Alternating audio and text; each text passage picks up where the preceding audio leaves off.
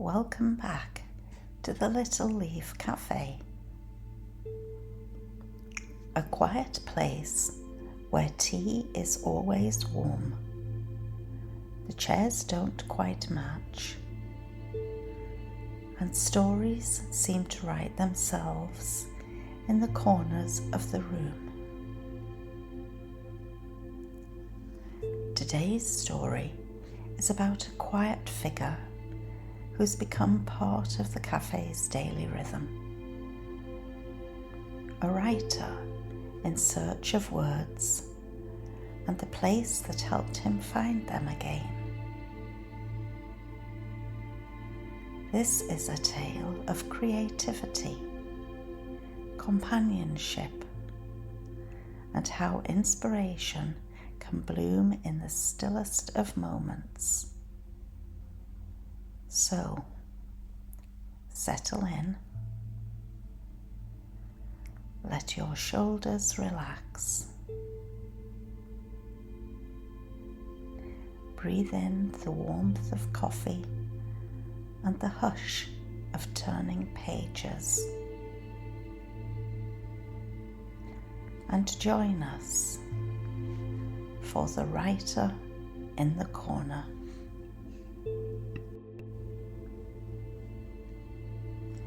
It began on a rainy Tuesday afternoon. The bell above the door of the Little Leaf Café gave its usual cheerful jingle as a young man stepped inside. His hair was damp, his scarf loosely draped, and his glasses slightly fogged from the sudden shift in temperature. He looked around with a kind of quiet intensity, like someone searching for something. Not a person, but perhaps a feeling. He ordered a flat white, politely, softly, and chose the table in the farthest corner of the cafe, the one beneath a tall bookshelf, next to the little potted fern that never seemed to grow, but never seemed to die either. He pulled out a worn leather notebook, followed by a slim laptop, and began to type.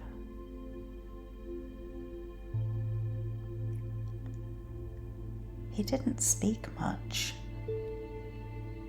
and Eloise, ever observant from behind the counter, respected that. She simply made note of his order, scribbled flat white, corner table into the cafe's logbook with a small smile, and left him be. But he came back the next day, and the next, and the day after that. Always the same order, always the same table,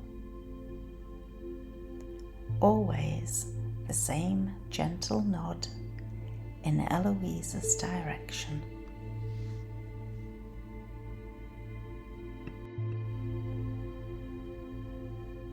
Eloise began to grow used to him. The quiet tap-tap of his keyboard, the way he'd pause and stare out the window when stuck on a sentence, and the absent-minded stirring of his coffee long after it had cooled. He was a part of the rhythm of the cafe now, like the slow whir of the grinder or the hum of soft jazz playing in the background. Some customers asked who he was. "No idea," Eloise would say, not unkindly. "But he writes a lot." They called him the writer in the corner, and somehow that seemed perfect.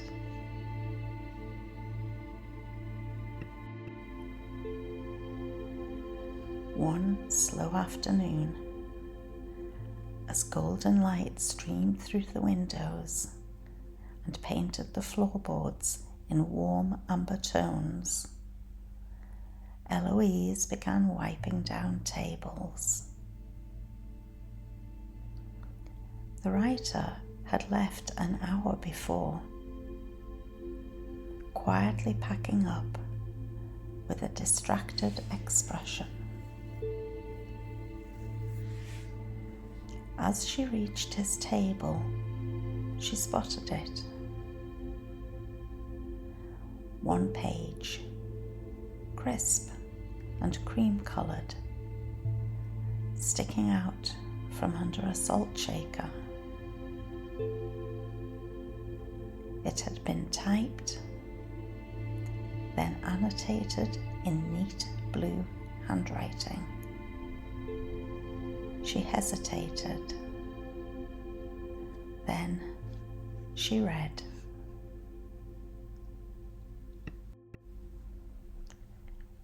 The cafe by the window. It sat on the corner of a quiet street, with ivy climbing up one side and little twinkle lights along the front windows. The kind of cafe you could miss if you weren't looking. The kind of cafe that knew how to whisper rather than shout. Inside, the tables were all mismatched. One wobbled unless you set a sugar packet under the leg.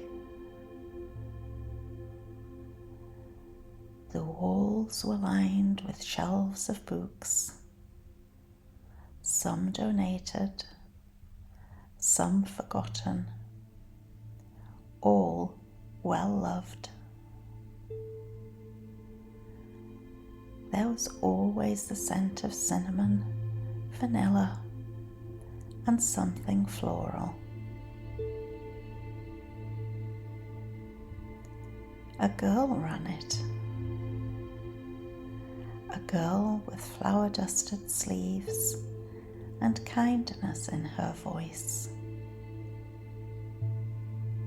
She had the look of someone who listened deeply. She wore an apron with an embroidered lavender sprig and made the kind of tea that somehow made you feel like your soul had been ironed out. The cafe had regulars, of course. A man who always brought a red umbrella. A pair of retired sisters who never agreed on what pastry to split. A ginger cat that sat on the sill and pretended not to be spoiled by patrons. And there was a writer too, a man who had forgotten what it felt like to believe in his own words.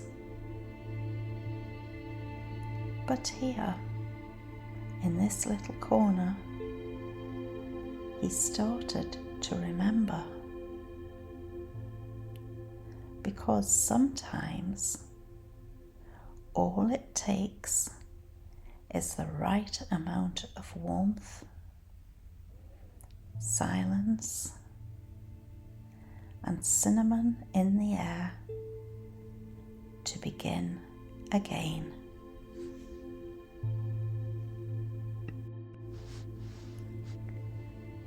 Eloise sat still after reading it, the page trembling slightly in her hand. He had written about the cafe, about her. She gently folded the page and slipped it into an envelope with a sprig of dried lavender.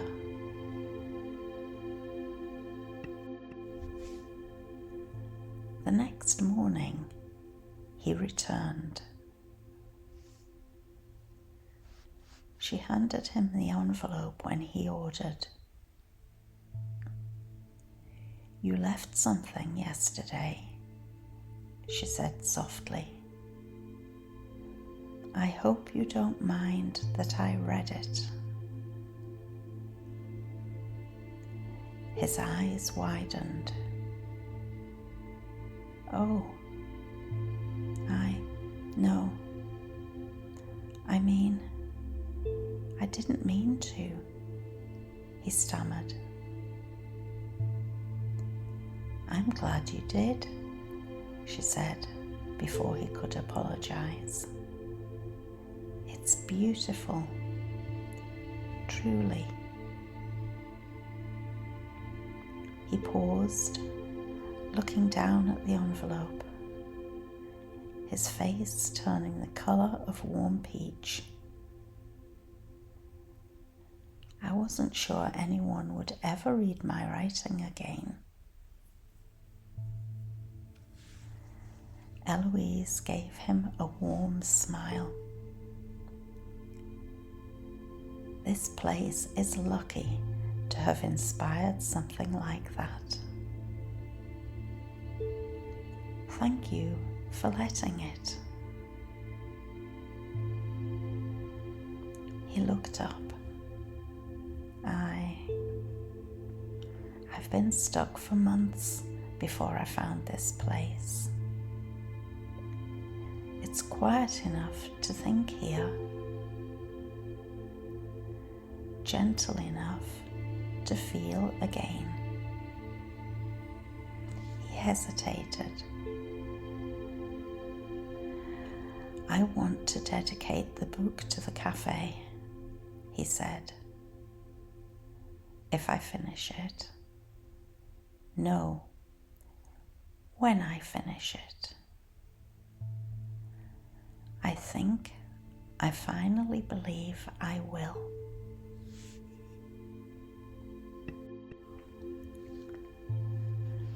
From that day on, Eloise no longer wondered about him. He still came every day, still ordered the same coffee, still wrote in his quiet corner. But there was a new lightness to his presence. They spoke more now, about books, about music, about how the cafe's ginger cat had decided to adopt the bench outside. Sometimes they sat quietly and simply watched the steam rise from their mugs, not needing to fill the silence. It wasn't romance, not quite. It was something gentler, the kind of connection that wraps around you like a blanket and says, "It's okay, you're safe here."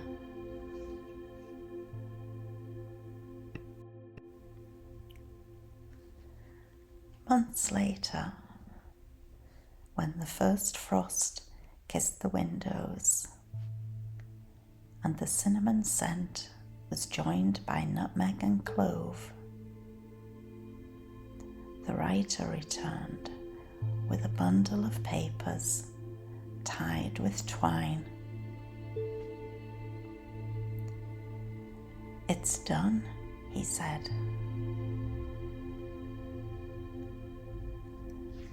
Eloise took the bundle and opened it slowly. Inside was a dedication page. "For the Little Leaf Café, where quiet things grow loud again, and hearts begin to write themselves back together." She blinked quickly, smiled, and poured them both a cup of chai.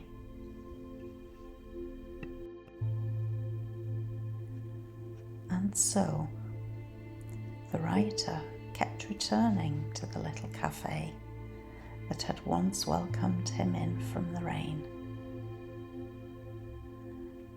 A place where stories brewed as gently as the tea, and where silence wasn't lonely, it was companionable. Thank you for spending time at the Little Leaf Café today. If you found comfort in this story, consider joining us again. There are many more tales steeped in warmth and wonder still to be told. Until next time, keep your mug full, your heart open, and your imagination close.